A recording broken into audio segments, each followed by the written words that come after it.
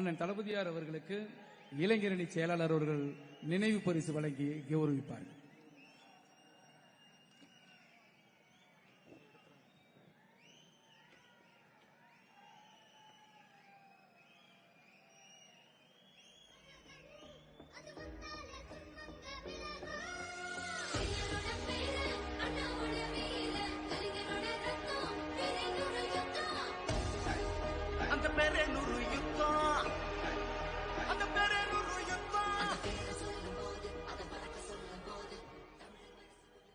அதைத் தொடர்ந்து மாவட்ட கழக செயலாளர்கள் மாண்புமிகு அமைச்சர் அண்ணன் KKSSR, மாண்புமிகு அமைச்சர் அண்ணன் தங்கம் தென்னரசு அவர்களுக்கு நினைவு பரிசுகள் வழங்கி கௌரவிப்பார்கள்.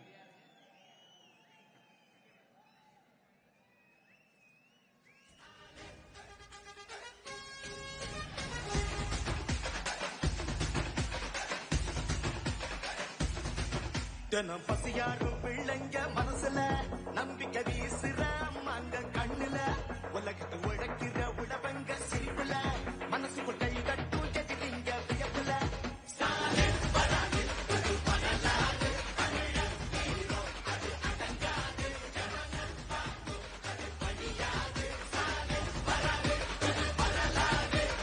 ஈட்டின 1000 திட்டத்தில தமிழ்நாடே அடுத்த கட்டத்தில நமக்கு நிகராறு படைச்சோ வரலாறு. ஓஹோ நமக்கு நிகராறு படைச்சோ வரலாறு.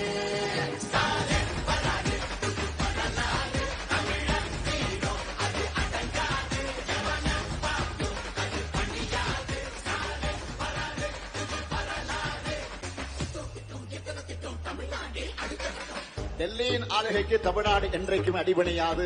எங்க தமிழ்நாடு எப்பவுமே டெல்லிக்கு அவுட் ஆஃப் கண்ட்ரோல் தான். இதைத் தொடர்ந்து திராவிட மாடல் பயிற்சி பாசறை கூட்டங்களை தொடங்கி தமிழ்நாட்டு இளைஞர்களுக்கு அறிவு திருவிழா வரை அறிவாயுதங்கள் இல்லாதோரும் இளைஞரணி இயக்கம் தொடங்கி கடமை, கண்ணியம், கட்டுப்பாடு என்கின்ற தாரக மந்திரத்தை நெஞ்சில் ஏற்றி தமிழ்நாடு குலுங்க கூடியிருக்கும் தென்மண்டல இளைஞரணி நிர்வாகிகள் சந்திப்பு வரை வீரர்களை வீர நடை போட்டு 2026 சட்டமன்ற தேர்தலுக்கு இயக்கத்திற்கு படை வீரர்களை உருவாக்கி தந்துள்ள இளைஞரணி செயலாளர் மாண்புமிகு தமிழ்நாடு முதலமைச்சர் அண்ணன் துணை முதல்வர்களை சிறப்புரையாற்ற வருவாது அன்போடு கேட்டுக்கொள்கிறேன்.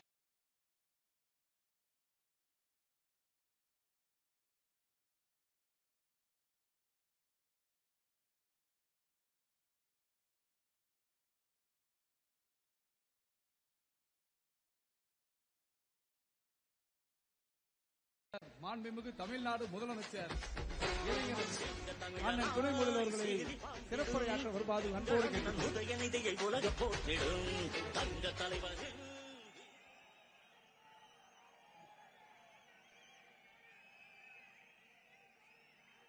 கழக தலைவர் மாண்புமிகு முதல்வர் அவர்களே, கழகத்துடைய முதன்மை செயலாளர் மாண்புமிகு அமைச்சர் அண்ணன் நேரு அவர்களே, கழகத்துடைய துணை பொதுச் செயலாளர்கள் மாண்புமிகு அமைச்சர் அண்ணன் IP அவர்களே, முனைவர் அண்ணன் பொன்முடி அவர்களே, நாடாளுமன்ற உறுப்பினர் அண்ணன் சிவா அவர்களே, அண்ணன் அந்தியூர் செல்வராஜ் அவர்களே, அத்தை கனிமொழி கருணாநிதி அவர்களே, மாண்புமிகு அமைச்சர் அண்ணன் மூப்பே சாமிநாதன் அவர்களே, விருதுநகர் தெற்கு மாவட்ட கழக செயலாளரும் மாண்புமிகு அமைச்சருமான அண்ணன் KKSR ராமச்சந்திரன் அவர்களே, இந்த நிர்வாகிகள் சந்திப்பை இவ்வளவு பிரம்மாண்டமாக ஏற்பாடு செய்து சிறப்பாக நடத்தியிருக்கக்கூடிய விருதுநகர் வடக்கு மாவட்ட கழக செயலாளரும் மாண்புமிகு அமைச்சருமான அண்ணன் திரு தங்கம் தென்னரசு அவர்களே, அமைப்பு செயலாளர் அண்ணன் RS பாரதி அவர்களே, இணை மற்றும் துணை அமைப்பு செயலாளர்களே, நிகழ்ச்சிக்கு வருகை வந்திருக்கக்கூடிய இந்த நிகழ்ச்சியுடைய வெற்றிக்கு பெரும் பங்கு வந்திருக்கக்கூடிய அனைத்து மாண்புமிகு அமைச்சர் பெருமக்களே, வந்திருக்கக்கூடிய அனைத்து மாவட்ட கழக செயலாளர்களே, மாநகர செயலாளர்களே, நாடாளுமன்ற சட்டமன்ற உறுப்பினர்களே, உள்ளாட்சி அமைப்புகளுடைய பிரதிநிதிகளே, கழக இளைஞரணியினுடைய மாநில துணை செயலாளர்கள் சகோதரர் ஜோயல் அவர்களே, சகோதரர் இன்பா ரகு அவர்களே, சகோதரர் இளையராஜா அவர்களே, சகோதரர் அப்துல் மாலிக் அவர்களே, நாடாளுமன்ற உறுப்பினர் சகோதரர் பிரகாஷ் அவர்களே, சகோதரர் பிரபு கஜேந்திரன் அவர்களே, சகோதரர் சீனிவாசன் அவர்களே, சகோதரர் ஆனந்த்குமார் அவர்களே, நன்றி உரையாற்ற உள்ள மாநில துணை செயலாளர் சகோதரர் ஜி.பி. ராஜா அவர்களே, சகோதரர் தனுஷ்குமார் அவர்களே, சகோதரர் கிருஷ்ணகுமார் உள்ளிட்ட வந்திருக்கக்கூடிய அனைத்து மாவட்ட அமைப்பாளர்களே, துணை அமைப்பாளர்களே, மாநகர அமைப்பாளர்களே, மாநகர துணை அமைப்பாளர்களே, கலை நிகழ்ச்சி நடத்திய அண்ணன் இறையன்மன் குத்தூஸ் உள்ளிட்ட புதுகை பூபாலம் உள்ளிட்ட அனைத்து கலைக்குழுவை சேர்ந்தவர்களே, அன்பகம் செந்தில் அவர்களே, அன்பகம் பணியாளர்களே, இங்கு பெருந்திரளாக வந்திருக்கக்கூடிய ஒன்றிய நகர பகுதி பேரூர் கிளை வார்டு பாக அமைப்பாளர்களே, துணை அமைப்பாளர்களே, கழகத்துடைய அனைத்து நிர்வாகிகளே, வெளி மாவட்டங்களிலிருந்து வருகை தந்துள்ள இளைஞரணியினுடைய நிர்வாகிகளே, கழகத்துடைய மூத்த முன்னோடிகளே, முத்தமிழர் டாக்டர் கலைஞர் அவர்களுடைய உயிரினும் மேலான அன்பு உடன்பிறப்புகளே, அத்தனை பேருக்கும் முதற்கனுடைய வணக்கத்தை தெரிவித்துக் கொள்கின்றேன். இன்றைக்கு இளைஞரணியினுடைய தெற்கு மண்டல நிர்வாகிகள் சந்திப்பு மிகுந்த எழுச்சியோடு உற்சாகத்தோடு இங்கே நடைபெற்றுக் கொண்டிருக்கிறது. கடந்த டிசம்பர் மாதம் திருவண்ணாமலையில் வடக்கு மண்டல நிர்வாகிகள் சந்திப்பு மிகச் சிறப்பாக நடத்தி காட்டினோம். ஒரு இயக்கத்தில் இருக்கக்கூடிய ஒரு அணியினுடைய நிர்வாகிகள் சந்திப்பு இவ்வளவு பிரம்மாண்டமாக நடத்த முடியுமா அப்படின்னு ஒட்டுமொத்த இந்தியாவுமே திரும்பி பார்த்துச்சு அந்த திருவண்ணாமலை சந்திப்பை பார்த்து. இன்னைக்கு அந்த சந்திப்பையும் ஓவர்டேக் பண்ற மாதிரி விருதுநகர்ல தெற்கு மண்டல நிர்வாகிகள் சந்திப்பை நாம நடத்தி காட்டி இருக்கின்றோம். இங்க இருக்கக்கூடிய நிர்வாகிகள் உங்களுடைய எழுச்சியையும் மகிழ்ச்சியையும் பார்க்கும்போது இது வெறும் நிர்வாகிகள் சந்திப்பா அல்ல வர இருக்கக்கூடிய தேர்தலுடைய வெற்றி மாநாடுன்னு சொல்ற அளவுக்கு மிகுந்த எழுச்சியோடு நீங்க கலந்து கொண்டிருக்கிறீங்க.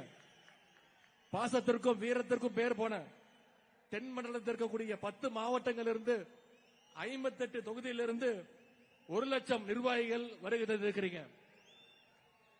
வந்திருக்கக்கூடிய அந்த 1,00,000 இளைஞர் படைய நிர்வாகிகளை உங்களுடைய சகோதரனாக உங்களுடைய டீம்மேட்டாக வருக வருக என வரவேற்கின்றேன்.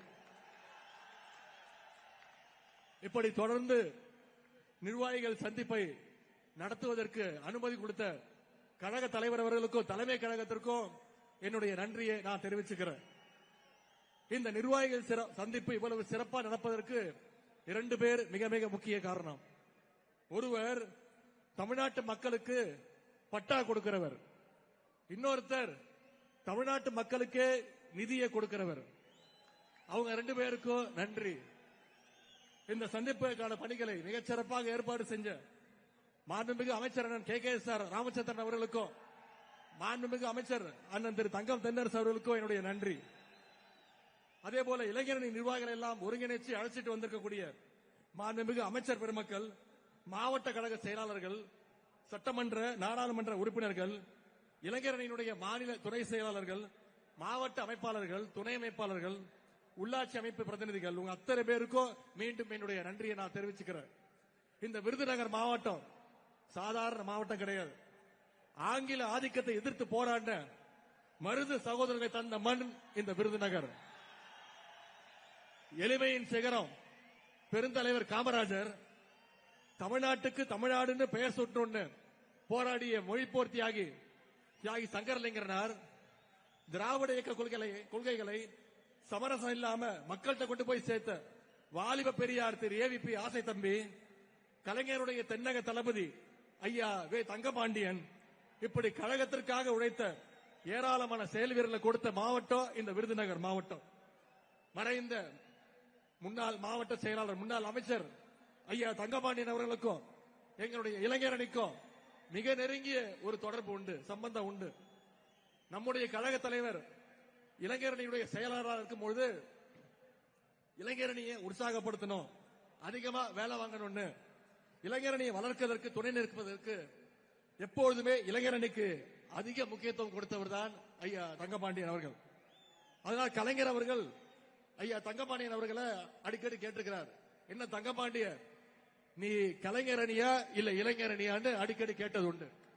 அப்படிப்பட்ட தங்கபாண்டியன் அவருடைய வழியில அவருடைய மகன், அவருடைய கொள்கை வாரிசு அண்ணன் தங்கம் தென்னரசு அவர்களும் இன்னைக்கு எங்களுடைய இளைஞர் அணிக்கு பக்கபலமா இந்த நிகழ்ச்சியை நடத்தி காட்டுகிறார். ஆகவே அந்த பெருமையோடும் உணர்வோடும் இந்த மேடையிலே நான் நின்று கொண்டிருக்கின்றேன். இந்தியாவிலேயே ஒரு கட்சியுடைய இளைஞர் அணிக்கு 5 லட்சம் நிர்வாகிகளும் 50 லட்சம் உறுப்பினர்கள் கொண்ட ஒரே இயக்கம் நம்முடைய திராவிட முன்னேற்ற கழகம் என்ற பெருமை நம்முடைய இயக்கத்திற்கு மட்டும்தான் உண்டு. இங்கே அண்ணன் திருச்சி சிவா அவர்கள் பேசும்பொழுது இளைஞர் அணியை ராணுவத்தோடு ஒப்பிட்டு பேசினார். ஒரு ராணுவத்திற்கு 2 விஷயம் மிக மிக முக்கியம். ஒன்னு ஆர்கனைசேஷனல் ஸ்ட்ரென்த், அதாவது அடிப்படை நிர்வாக ரீதியான கட்டமைப்பு பலம். 2வது ஒபீடியன்ஸ், தங்களுடைய தலைவர் என்ன சொல்றாரோ அதை கட்டளையோடு கட்டுப்பாட்டோடு களத்தில் இறங்கி செஞ்சு காட்டுவது. கழகத்துடைய இளைஞர் அணிக்கோ இது 2 தான் மிக மிக முக்கியமான பலம், முக்கியமான ஸ்ட்ரென்த். மாநிலம், மாவட்டம், ஒன்றியம் முதல் பூத் வரைக்கும் இன்னைக்கு நிர்வாகிகள் கொண்ட ஒரு வலுவான அமைப்பு பலம் நம்முடைய இளைஞர் அணிக்கு உண்டு. அதே மாதிரி கழக தலைவர் அவர்கள் சொல்ற எந்த விஷயத்தையும் உடனடியாக களத்தில் இறங்கி செஞ்சு முடிக்கிற சாமர்த்தியமும் நம்முடைய இளைஞர் அணிக்கு உண்டு. உதாரணத்துக்கு கடந்த 6 ஆண்டுகள்ல மட்டும் நீர்நிலைகளை தூர்வாடுறது, பொய்ப்பட்டி நிகழ்ச்சி மூலம் கழகத்துக்கு எதிரான அவதூறுகளுக்கு பதில் சொல்வது, சிறுபான்மையினர் நலன் காக்க சிஏஏ என்ஆர்சி சட்டத்திற்கு எதிர்த்தது, கொரோனா காலத்தில் மக்களுக்காக ஹெல்ப்லைன் துவங்கினது, மாணவர்களுடைய கல்வி உரிமை காக்க நீட் ஒழிப்பு உண்ணாவிரதம், தொகுதிதோறும் கலைஞர் நூலகங்கள், தொகுதிதோறும் பயிற்சி பாசறை கூட்டங்கள், 200க்கும் அதிகமான இளம் பேச்சாளர்கள் தேர்வு, வாசிப்பை மேம்படுத்த முத்தமிழறிஞர் பதிப்பகம், கழக வரலாற்றை எடுத்து சொல்ல முரசொலியில பாசறை பக்கம், கொள்கை உணர்வை ஊட்ட அறிவு திருவிழா, இப்படி கழக பணி, மக்கள் பணின்னு பல்வேறு முன்னெடுப்புகளை நம்முடைய இளைஞரணி செஞ்சு இன்னைக்கு தமிழ்நாட்டு மக்களுக்கு ஒரு பாதுகாப்பாக இருப்பது நம்முடைய இளைஞரணி. ஆனா எந்த அமைப்பு பலமும் இல்லாம, எந்தவித கட்டுப்பாடும் இல்லாம, கொள்கைனா என்ன, லட்சியம்னா என்னன்னு எதுவுமே தெரியாம வெற்று கூச்சல் போடுகின்ற ஒரு கூட்டம் இன்னைக்கு தமிழ்நாட்டில் சுத்திக்கிட்டு இருக்கு. அவங்களால தமிழ்நாட்டுக்கு எந்தவித பயனும் கிடையாது. இன்னும் சொல்ல போனா அவங்களால அவங்களுக்கே எந்த பயனும் கிடையாது. இத தமிழ்நாட்டு மக்கள் விரைவில் உணர்த்துவாங்க. இன்னைக்கு நம்முடைய திராவிட முன்னேற்ற கழகம் துவங்கப்பட்டு 75 ஆண்டு தாண்டி பவள விழா தாண்டி போயிட்டு இருக்கிறோம். இன்னைக்கு திமுகவுக்கு வயசு 76. ஆனா இன்னமும் அதே இளமையோடும் வீரத்தோடும் போர்க்களத்தில் நிற்குது நம்முடைய திராவிட முன்னேற்ற கழகம். அப்படிப்பட்ட நம்முடைய கழகத்துடைய சோல்ஜர்ஸ் ட்ரெயின் பண்ணி அனுப்புற அணிதான் நம்முடைய இளைஞர்ங்கிறத நீங்கள் உணர வேண்டும். நம்முடைய கழக தலைவர் அவர்கள் இளைஞர் திமுக துவங்கினார், 15 வயசுல துவங்கினார். அந்த இளைஞர் அணிக்கு விதை போட்டார். அன்னைக்கு இந்த அணிக்கு பேரு கோபாலபுரம் இளைஞர் திமுக. கோபாலபுரத்தில் ஆரம்பிச்ச இளைஞரணியோட திமுக இன்னைக்கு தமிழ்நாட்டுடைய கோட்டையில நம்முடைய தலைவர் அவர்களை உட்கார வச்சிருக்கு. கலைஞர் அவர்கள் அடிக்கடி சொல்வார், என்னுடைய மூத்த பிள்ளை முரசொலி அப்படின்னு. அதே மாதிரி நம்ம தலைவருக்கு மூத்த பிள்ளை எதுன்னு கேட்டீங்கன்னா நம்முடைய இளைஞர் அணி தான். இன்னொரு வரலாற்று சிறப்பு மிக நிகழ்ச்சியை இங்கே நான் உங்களோடு பகிர்ந்து கொள்ள விரும்புகின்றேன். நம்முடைய கழக தலைவர் அவர்கள் 1976ஆம் ஆண்டு இதே பிப்ரவரி மாசம் மிசா சட்டத்தில் கைது செய்யப்பட்டார். இன்னும் சொன்ன மாதிரி இப்ப சரியா 50 ஆண்டுகள் ஆகின்றது தலைவர் அவர்கள் மிசா சட்டத்தில் கைது செய்யப்பட்டு. அன்னைக்கு ஒரு இளைஞரா சிறைக்கு போன நம்முடைய கழக தலைவர் அவர்கள் வெளியே வரும்பொழுது ஒரு பண்படுத்தப்பட்ட ஆற்றல் மிகு ஒரு தலைவரா வெளில வந்தார். அன்னைக்கோ இதே துணிச்சலோடு, இன்னைக்கோ அதே துணிச்சலோடு வீரத்தோடு பாசிச சக்திகளை எதிர்த்து நிற்கிறார். அது மட்டும் இல்ல, அப்போதும் இப்போதும் எப்போதும் மக்களோடு மக்களாக நிற்கின்ற, களத்தில் நிற்கின்ற ஒரு இயக்கமாக, களத்தில் நிற்கின்ற ஒரு தலைவராக நம்முடைய தலைவர் அவர்கள் இருக்கின்றார். அதனால்தான் இன்னைக்கு திமுகவுக்கும் நம்முடைய முதலமைச்சர் கழக தலைவருக்கும் மக்கள் செல்வாக்கு ஒவ்வொரு நாளும் இன்க்ரீஸ் ஆகிக்கிட்டே போயிட்டே இருக்கு. அதனால சங்கிகளுக்கு நம்ம மேல எப்ப பார்த்தாலும் ஒரு எரிச்சல், ஒரு கோபம். இது நாள் வரைக்கும் தமிழ்நாட்டு பக்கம் எட்டி பார்க்காத திரு நரேந்திர மோடி அவர்கள், பாரத பிரதமர் அவர்கள் இப்போ தமிழ்நாட்டை நோக்கி வர ஆரம்பிச்சிருக்கிறார். என்ன காரணம்? தேர்தல் வந்தோடனே அவருக்கு தமிழ்நாடு ஞாபகம் வந்துடும். இனிமே மோடியை பிடிக்க முடியாது. அடிக்கடி தமிழ்நாட்டுக்கு வருவார். திருக்குறள் சொல்லுவார். கடலுக்கு அடியில போய் தியானம் எல்லாம் பண்ணுவார். கொஞ்ச நாள் முன்னாடி தமிழ்நாட்டுக்கு வந்திருந்தார். என்ன சொன்னாரு? தமிழ்நாட்டுக்கு டபுள் இன்ஜின் சர்க்கார் வேணும் அப்படின்னு சொன்னார். திரு பிரதமர் மோடி அவர்களே, நாங்கள் திராவிட மாடல்ங்கிற சிங்கிள் இன்ஜினை வச்சு ஏற்கனவே டபுள் டிஜிட் growth 11.19% growth எட்டிட்டோம். நீங்க சொல்ற அந்த டபுள் இன்ஜின் டப்பா இன்ஜினை வச்சுக்கிட்டு பீகார், உத்தரப்பிரதேச மாநிலங்கள் இன்னும் 6% வளர்ச்சியை கூட நீங்க தொடல. தமிழ்நாடு அடைஞ்சிருக்கிற வளர்ச்சியில பாதியை கூட நீங்க தொடர. பொதுவா தேர்தல எல்லாரும் என்ன சொல்லுவாங்கன்னா ஜனநாயக திருவிழா அப்படின்னு சொல்லுவாங்க. ஒரு திருவிழாவில் என்னெல்லாம் இருக்கும்? வான வேடிக்கை நடக்கும், மக்கள்லாம் உற்சாகமா இருப்பாங்க, எல்லாரும் சேர்ந்து மகிழ்ச்சியா கொண்டாடுவாங்க.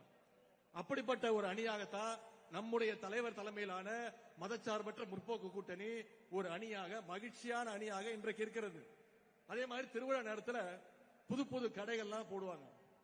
மக்களை கூப்பிட்டு பொய் விளம்பரம் சொல்லி பொய் வியாபாரம்லாம் பண்ணுவாங்க. பலூன் எல்லாம் ஊதி குழந்தைங்களுக்கு எல்லாம் ஷோ காட்டுவாங்க. அது மாதிரிதான் இன்னைக்கு தேர்தல் வந்தோடனே தேர்தல் திருவிழானால தமிழ்நாட்டில் புதுசா கடை விரிக்க ஆரம்பிச்சிருக்கிறாங்க. எப்படி திருவிழா டைம்ல போட்ட கடையெல்லாம் திருவிழா முடிஞ்சோடனே எல்லா கடையெல்லாம் காணா போயிடும். அதே மாதிரி இந்த தேர்தல் முடிஞ்சதும் அந்த கடை அனைத்தும் காலி ஆயிடும். ஆனா திராவிட முன்னேற்ற கழகம் தான் என்னைக்குமே மக்களோடு மக்களா நின்று இருக்கும். அது மட்டும் இல்ல, திருவிழா கூட்டத்தில் பிள்ளை பிடிக்கிற கோஷ்டி, பிக் பாக்கெட் அடிக்கிற கோஷ்டியும் உள்ள வருவாங்க.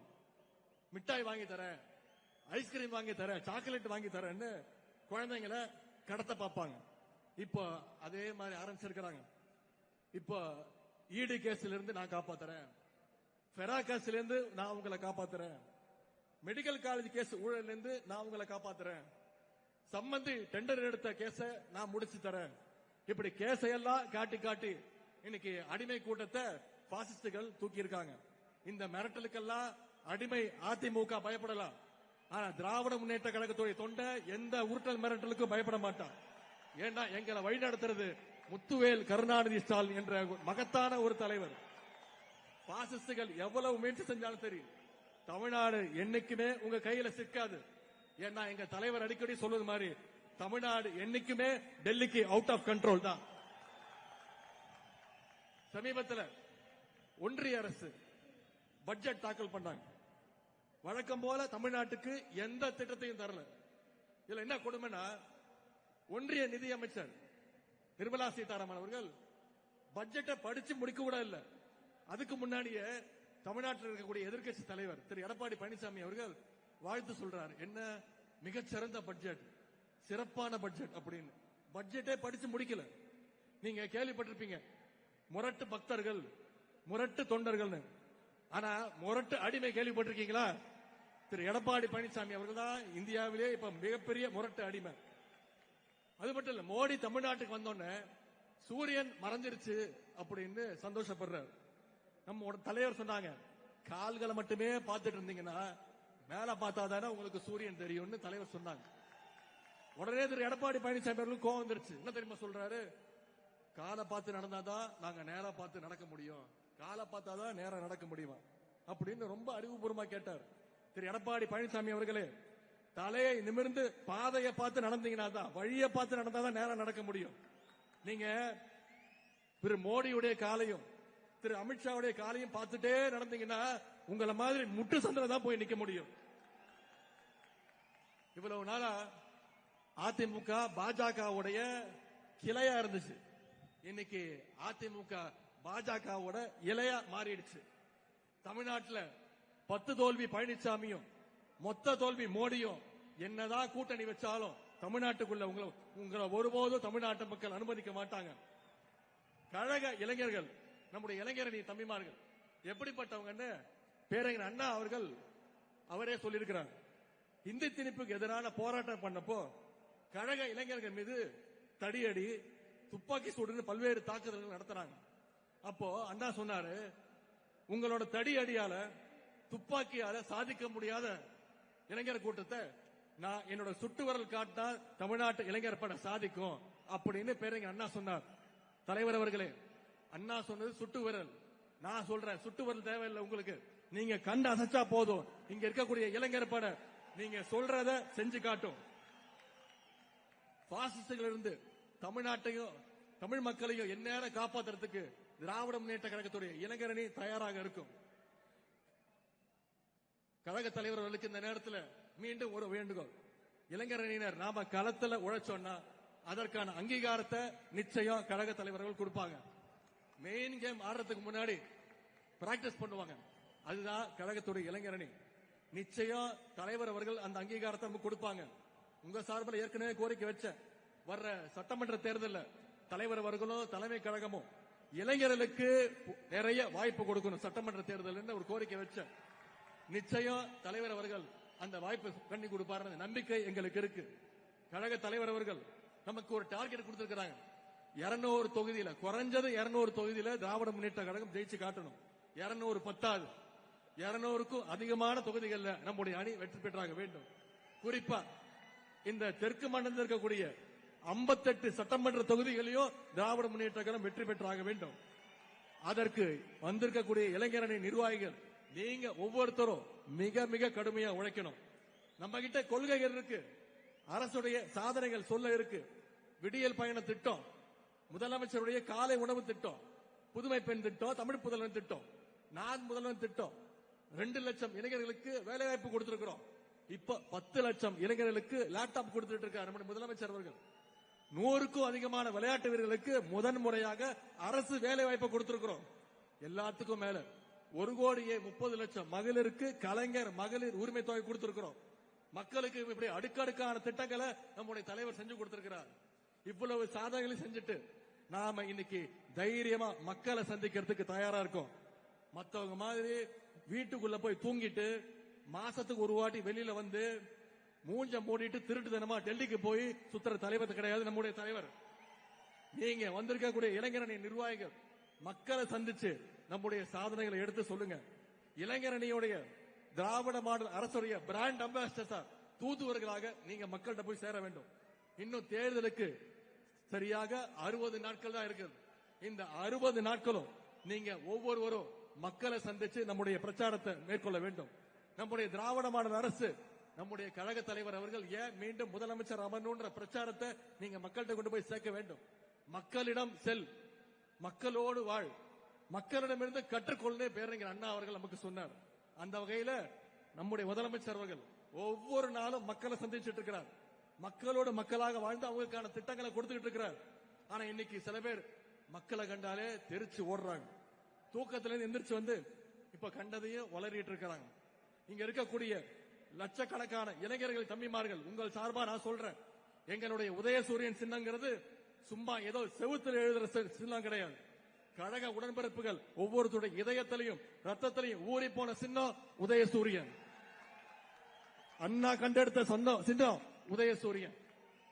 கலைஞர் காட்டி காத்த சின்னம் உதயசூரியன். தலைவர் அவர்களால் வெற்றியை மட்டுமே பெற்றுக் கொண்டிருக்கக்கூடிய சின்னம் நம்முடைய சின்னம் உதயசூரியன். உயிர் போனால் போகுமே தவிர உதயசூரியன் சின்னம் எங்களை விட்டு போகாது. ஆகவே அரசியல் அறிவே இல்லாத சில அட்டைகள் என்னதான் உளறினாலும் புலம்பினாலும் களத்தில் நின்று ஜெயிக்க போற கட்சி உதயசூரியன் சின்னம் தான் நம்முடைய கழக தலைவர் அவர்கள் தான். இன்னைக்கு பிப்ரவரி 7ஆம் தேதி 5 ஆண்டுகளுக்கு முன்பு மே 7ஆம் நாள் நம்முடைய கழக தலைவர் அவர்கள் தமிழ்நாட்டின் முதலமைச்சராக உறுதிமொழி எடுத்தாங்க. மீண்டும் நம்முடைய தலைவர் அவர்கள் முத்துவேல் கருணாநிதி ஸ்டாலின் எனும் நான் என்ற அந்த குரல் மீண்டும் வருகின்ற மே மாசம் ஒழிச்சிட வேண்டும். அதற்கு இளைஞரணி நிர்வாகிகள் தம்பிமார்கள் நீங்க அத்தனை பேரும் அதிக அளவில் உழைப்பை கொட்ட வேண்டும். அதற்கான உறுதியை சபதத்தை இந்த நிர்வாகிகள் சந்திப்பில் நாம் ஏற்போம். இளைஞர் அணியினர் விருதுநகர்ல கூடினாங்க. கழகத்துடைய வின்னிங் கவுண்ட் டவுனை ஸ்டார்ட் பண்ணாங்க அப்படின்னு வரலாறு சொல்லட்டும். நன்றி, வணக்கம்.